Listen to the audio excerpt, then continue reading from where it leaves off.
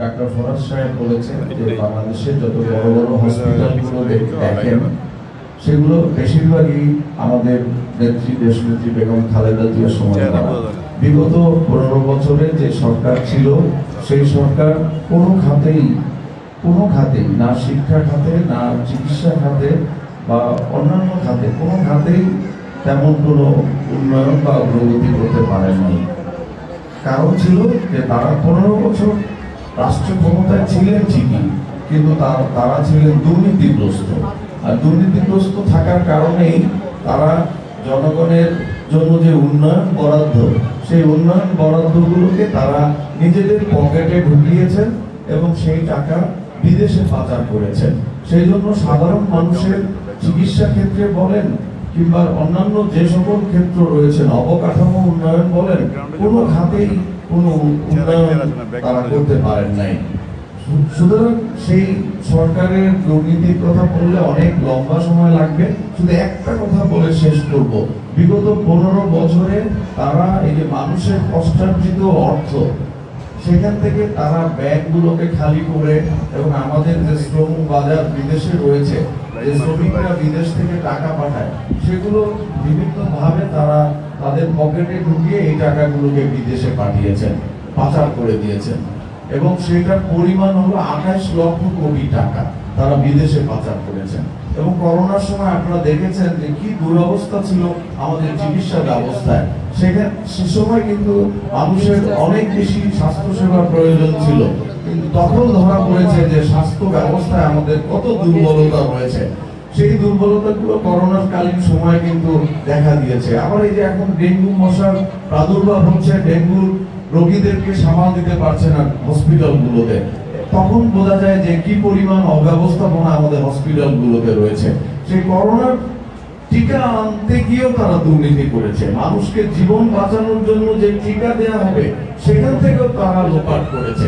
এভাবে বিভিন্ন সময়ে তারা যে কোনো দুর্যোগ, মহামারী, বন্যা, খরা, দুর্যোগের সময় তারা কি করেছে, সেটাকে পুঁজি করে তারা তাদের আখের গুছিয়ে শুধু টাকা পয়সা লোপাট করে বিদেশে টাকা পাচার করেছে। তারা বলে পদ্মা সেতু করেছে, পদ্মা সেতু করেছে, সেটা খুব ভালো একটা কাজ হয়েছে, কিন্তু যেখানে 10,000 কোটি টাকা লাগার কথা পদ্মা সেতু করতে, সেখানে তারা 30,000 এবং এটাকে আরো এক্সটেনশন করে 40,000 কোটি টাকা খরচ দেখিয়েছে। অর্থাৎ এখান থেকে 30,000 কোটি টাকাই তারা লুটপাট করে নিয়ে গেছে। এইভাবে উন্নয়নের নামে লুটপাট করে জনগণকে দরিদ্র থেকে আরো দরিদ্রতর করে ফেলেছে। চিকিৎসা ব্যবস্থায় পিছিয়ে গেছে বাংলাদেশ, অনেক দূর এগিয়ে যাওয়ার কথা।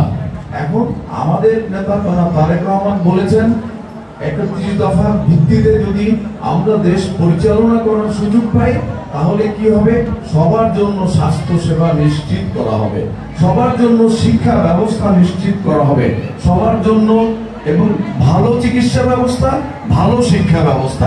শিক্ষা ব্যবস্থা এখন রয়েছে, দেখা যায় প্রাইমারি স্কুলে শিক্ষক থাকে না, যেখানে 5 জন শিক্ষক প্রয়োজন সেখানে 3 জন শিক্ষক রয়েছে। এভাবে এছাড়া প্রশ্ন ফাঁস, দুর্নীতি, নানান অব্যবস্থাপনা সেগুলো তো রয়েছে, সেগুলোর কথা আমি বলতে চাই না। আপনাদের সকলের আজকে এখানে যারা ডাক্তারদের প্যানেল রয়েছেন, সকলে ভালো ভালো বিশেষজ্ঞ ডাক্তার। আপনারা একটু ধৈর্য নিয়ে যদি দেখান তাহলে সবাই দেখাতে পারবেন। একটু সিস্টেমের মধ্যে থেকে আপনারা ডাক্তারদেরকে সহযোগিতা করবেন। এখানে আমাদের অনেক ভালো টেকনিশিয়ান রয়েছে এবং ভালো ডাক্তাররা রয়েছে, তারা আপনাদেরকে যত্ন সহকারে চিকিৎসা নেবেন। আপনারা যদি মনে করেন যে আজকে এই স্বাস্থ্য সেবায় আপনাদের আরো বেশি প্রয়োজন থাকে বা আরো ফলো আপের প্রয়োজন থাকে, আমি পাশেই আগামী সপ্তাহে আরেকটা স্বাস্থ্য সেবা ক্যাম্প করব। সেখানেও আপনারা আবার আপনাদের রিপোর্ট নিয়ে বা অন্য কোনো সমস্যা নিয়ে দেখাতে পারবেন। সুতরাং আমরা শুধু কথার মধ্যে দিয়ে নয়, কাজের মধ্যে দিয়ে প্রমাণ করতে চাই যে বাংলাদেশ জাতীয়তাবাদী দলের প্রত্যেকটা নেতাকর্মী মানুষের পাশে থাকার চেষ্টা করে।